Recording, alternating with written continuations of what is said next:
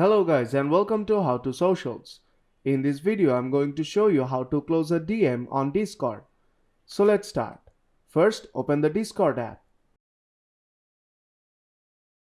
When the app opens it will generally land you on your server's inbox. From here you have to tap on three bars on top left corner. Then tap on the text icon on top left corner. Now you have to select the conversation you want to close. When the conversation is open, tap on the profile icon on top right corner. Then you will see three dots on top right corner, tap on that. And here you will see the option Close DM. If you tap on that, the DM of that conversation will be closed. And you will not be able to see that conversation on your DMs again. Now to bring it back, all you have to do is tap on the search bar on your DMs and search for that conversation. Now tap on the conversation and it will be back on your DMs again.